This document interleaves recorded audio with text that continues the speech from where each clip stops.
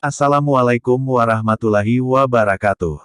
Pada kali ini kita akan membahas tentang kisah wafatnya Aminah ibunda Rasulullah Shallallahu Alaihi Wasallam.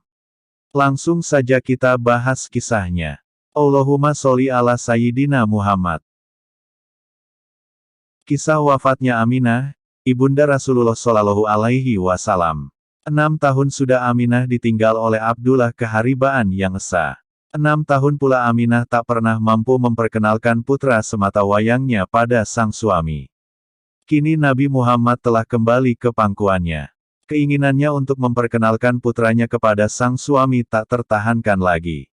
Istri mana yang tak bahagia jika mampu memberikan hadiah pernikahannya dengan seorang anak laki-laki yang begitu mirip dengan ayahnya? Tidakkah sang suami akan selalu melempatkan senyum terhangatnya tiap kali memandangnya? Semua itu mungkin tidak akan pernah beliau dapatkan. Namun menantu Abdul Muthalib ini yakin suaminya yang berada di bawah pusara makamnya dapat melihat putra mereka berdua. Tahun itu, ketika Nabi Muhammad telah berusia 6 tahun, beliau mengajaknya ke Madinah untuk ziarah ke makam ayahandanya. Setelah mendapat izin dari Abdul Muthalib, mereka lantas bergabung dengan rombongan dagang ke utara. Sang kakek tanpa ragu melepas mereka berdua karena perjalanan kali ini merupakan satu kesempatan baik untuk memperkenalkan Nabi Muhammad kepada keluarga yang berada di Madinah. Di negeri subur utara Mekah itulah sang kakek lahir. Dari salah satu putri suku Khazraj di Madinah inilah Sayyid Hashim menyunting seorang darah jelita yang kemudian melahirkan Abdul Muthalib, kakek sang Nabi. Dengan membawa 2 ekor unta dan ditemani seorang budak bernama Ummu Aiman, perlahan-lahan mereka bergerak ke utara bersama rombongan dagang Quraisy menuju Syria. Karavan bergerak anggun dan sekilas nampak seperti kampung berjalan. Inilah pengalaman pertama Nabi Muhammad melihat perjalanan para pedagang menyusuri hamparan padang pasir. Rapi dan nampak selalu siaga menghadapi segala hal yang mungkin akan mereka hadapi di tengah perjalanan. Sesampainya di Madinah, Aminah memisahkan diri untuk menemui keluarga dan ziarah ke makam suaminya di An-Nabigah. Kunjungan pertama ke Madinah membawa kesan tersendiri bagi Nabi Muhammad. Beliau sangat menikmati pertemuan dengan keluarga barunya yang selama ini belum pernah ditemuinya. Sedikit pun Nabi Muhammad tak merasa canggung untuk bergabung bermain dengan mereka. Selama di sana, beberapa teman sebayanya sering mengajaknya berenang di sebuah sungai yang berada di dekat makam Abdullah. Sementara putranya menikmati keasyikan permainannya bersama Ummu Aiman dan teman-temannya, Aminah menghabiskan waktunya di makam sang suami.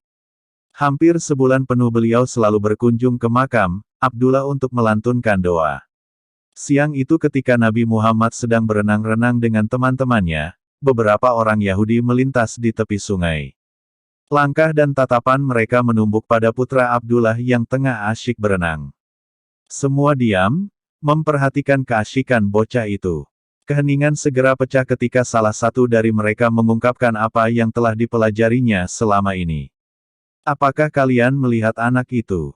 Dia adalah Nabi Muhammad, Nabi akhir zaman, ungkapnya lirih sambil melangkahkan kakinya menuju Madinah. Kabar hadirnya Nabi terakhir segera menyebar dari mulut ke mulut menusuk Madinah. Menjadi obrolan baru yang cukup menarik di tengah-tengah kesibukan mereka berdagang dan bercocok tanam, terutama bagi kalangan kaum Yahudi yang memang sangat yakin akan hadirnya Nabi terakhir. Ummu Aiman, budak setia Aminah yang mendengar berita tersebut menjadi gusar, lah khawatir orang-orang Yahudi akan berbuat jahat terhadap putra majikannya itu. Sebisa mungkin ia merasa harus segera mengingatkan Aminah yang masih terpekur di hadapan pusara suaminya. Aminah, kita sebaiknya jangan berlama-lama di Madinah.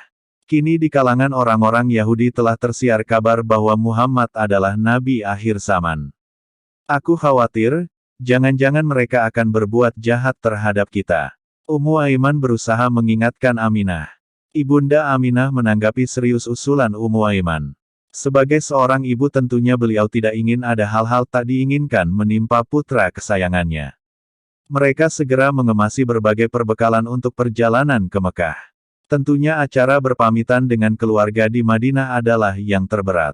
Setelah sekian lama mereka tidak pernah berkumpul, Kini ketika kesempatan itu datang ternyata Tuhan tidak mengizinkan untuk berlama-lama bersama keluarga. Perjalanan 400 mil dari Madinah itu mereka tempuh dengan pelan. Mereka tidak dapat berjalan cepat karena Aminah merasa kepayahan menyusuri padang pasir yang terik. Makin jauh mereka meninggalkan kota kelahiran kakek Nabi Muhammad, makin buruk pula kesehatan Aminah. Akhirnya mereka memutuskan untuk istirahat di daerah Abwa. Dalam tempat peristirahatan ini kondisi ibunda Nabi tidak juga membaik namun justru kian memburuk. Begitu parahnya sakit yang beliau derita hingga membuat beliau tak mampu untuk duduk sendiri.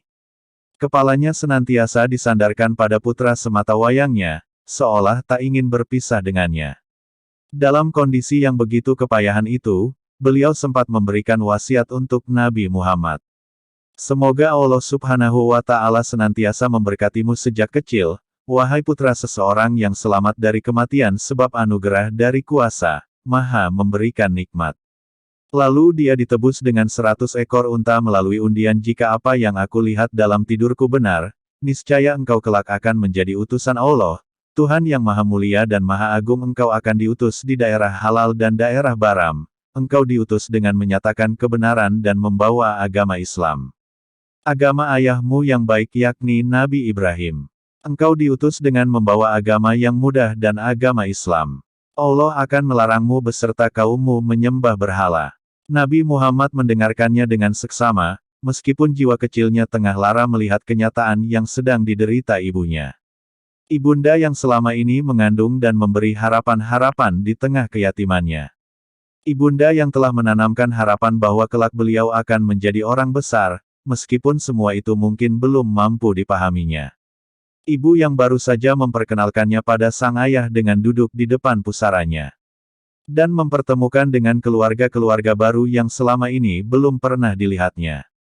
Kini ibunda itu tengah berbaring di pangkuannya dengan kondisi yang sangat memprihatinkan. Beberapa saat setelah mengucapkan wasiat itu, ibunda Aminah diam tak bersuara. Wajahnya nampak begitu tenang namun hembusan dan helaan nafasnya tak lagi terasa. Di atas pangkuan Rasulullah inilah Aminah menghembuskan nafas terakhir. Meninggalkan Nabi Muhammad memikul beban sebagai yatim piatu di usianya yang ke-6. Ummu Aiman mencoba menjelaskan arti sebuah kematian. Dalam gendongannya, Nabi Muhammad mulai belajar memahami arti kepergian orang-orang yang dicintainya. Kini Ummu Aiman melanjutkan perjalanan pulang bersama anak yatim piatu yang melara akibat duka tak terperi. Wallahu a'lam bishawab. Semoga kita termasuk orang yang cinta kepada Rasulullah dan keluarganya. Amin ya rabbal alamin. Tonton juga video kisah selanjutnya pada channel kami. Assalamualaikum warahmatullahi wabarakatuh.